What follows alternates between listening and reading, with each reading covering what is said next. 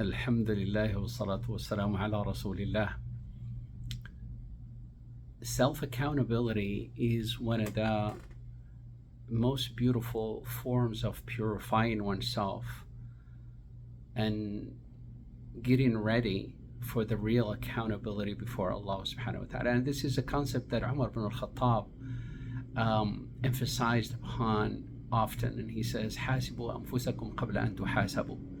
Hold yourselves accountable for your own records of deeds before it is done for you, meaning before you called up for accountability before Allah subhanahu wa ta'ala, as the Prophet sallallahu alaihi wasallam described that reality. And he says, "Kullukum munaji rabbahu yawm al-qiyamah, laysa baynahu wa baynahu turjuman." Each and every one of you will stand before Allah ta'ala, before accountability. There is no translator between you and Allah subhanahu wa ta'ala. He is the one who created languages, and He is the one to communicate directly with you. And this is, of course, in the case of those who are of belief, the people of belief. But the disbelievers, they wouldn't even have that chance to stand before Allah, to speak to Allah. But the fact that Allah ta'ala will call somebody for accountability, the Prophet sallallahu alaihi wasallam described that reality. And then a person will be called, and all of his records will be shown, starting with the prayer. And he says, sallallahu alaihi wasallam, the very first item that a person will be questioned about is as-salah, because it is the first connection between a person and Allah subhanahu wa ta'ala. And if the prayer and the department of what connects the person with Allah subhanahu wa ta'ala, if the prayer is intact, the rest of the deeds are intact.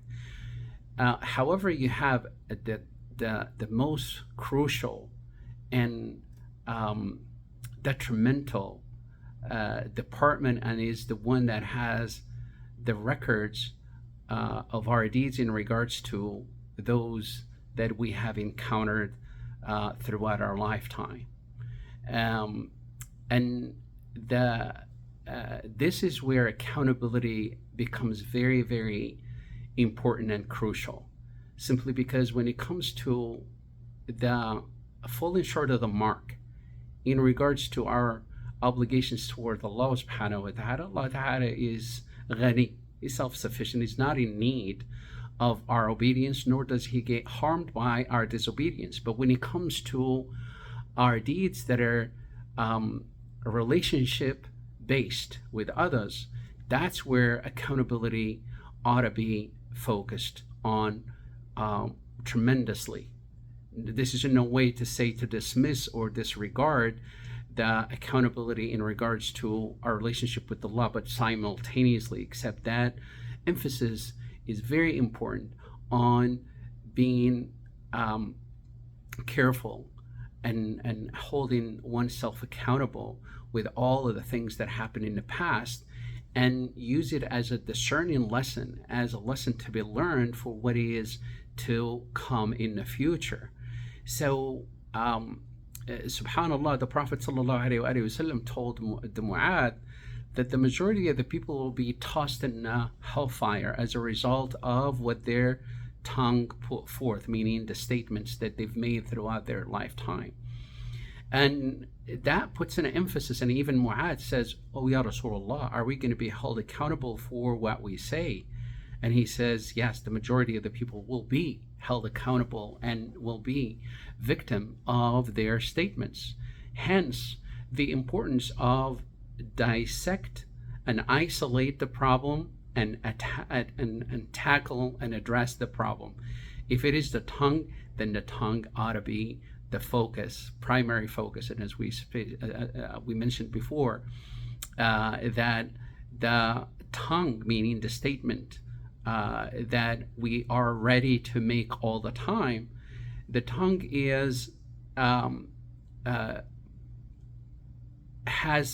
in charge of the rest of the other limbs. We said the 7 limbs. The tongue is the first one, eyes, ears, and then the mouth when it comes to consuming the halal, the haram, and then you have the hand, the feet, and that private part. Those are the seven limbs. The one in charge of all of them, the influencer, is actually the tongue. And this is why the rest of the other limbs plead usually with the tongue to straighten out. And they say, if you are straight, we are straight. If you go astray, we go astray as well. Self-accountability is very important in a sense that majority of our deeds are going to be recorded, and the majority of what shows up on our records are actually our statements, and especially when it comes to our statement towards others. And it's very important to say that which is good, or be quiet, as the Prophet ﷺ gave it as a rule of thumb. If one of you truly believe in Allah and the last day, let him say that which is good, or be quiet.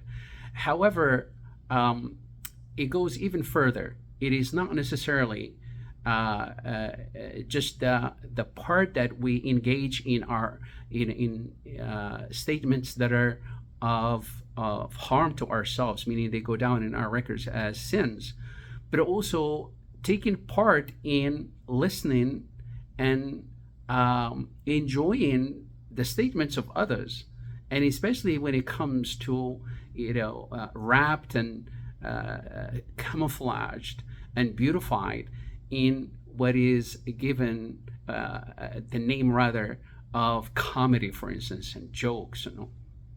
Allah subhanahu wa ta'ala says, وَقَدْ نَزَّلَ عَلَيْكُمْ فِي الْكِتَابِ أَنْ إِذَا سَمِعْتُمْ آيَاتِ اللَّهِ يُكْفَرُ بِهَا وَيُسْتَهْزَأُ بِهَا فَلَا تَقْعُدُوا مَعَهُمْ. And he says, Allah subhanahu wa ta'ala says, it is given and revealed to you as a guidance, as a command, that when you see some of the laws of Allah being transgressed against and ridiculed, not to take part in it, otherwise you will be one of them. إِنَّكُمْ إِذًا مِثْلُهُمْ.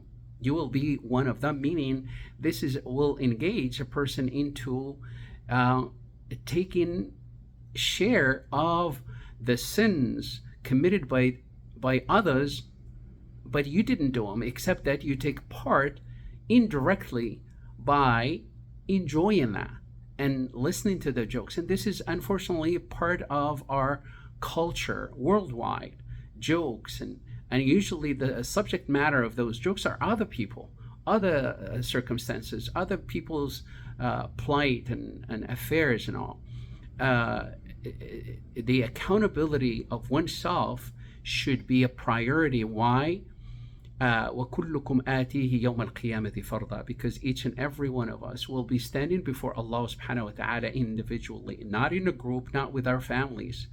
But ironically, as we stand before Allah subhanahu wa ta'ala, as one, individually, answering to all of our deeds that we have accumulated, people will be brought into the conversation when it comes to their rights that are transgressed against.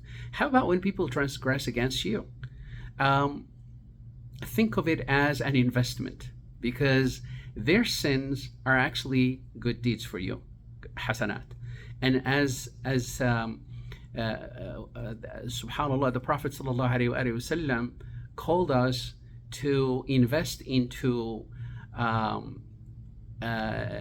services, into good investments where other people will benefit from our services. Meaning, let's say for instance, building the masjid, digging a well. The benefit of that goes to you as a result of however many people benefit from the services you've provided. Meaning, if 100 people benefit from praying in the masjid, those 100 people will be rewarded individually for that prayer, but accumulation of the 100 people's reward, you will have an equal share of that coming to you. Similarly, if you reverse it when it comes to people attacking your honor, backbiting you, slandering you, the more they do, the more good deeds that come to you, provided that you uphold your patience with Allah and be intentional in your heart with a sense of resolve and certainty that Allah subhanahu wa ta'ala is going to reward you for being patient. and for being patient with what they say, whether that is rumors, accusations, and subhanallah, you should not be shaken in that regard simply because it is on them whether they want to keep leading that delusional narrative, or they wanted to rectify it and giving up that cognitive dissonance that they lead themselves into believing. It's up to them and it's on them.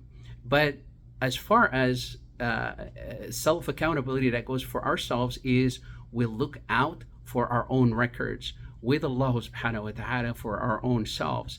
And this is what makes a person very intentional in every single area and navigate those nuances without being confused at all. And we ask Allah subhanahu wa ta'ala to grant us the clarity in understanding what self-accountability is, and all of these nuances and all of the confusions, for Allah subhanahu wa ta'ala to lift the fogs off of them and make them as clear as can be, and allow us to be of people that when they hear the speech they follow the best of it. وصلى الله وسلم على نبينا محمد والحمد لله رب العالمين.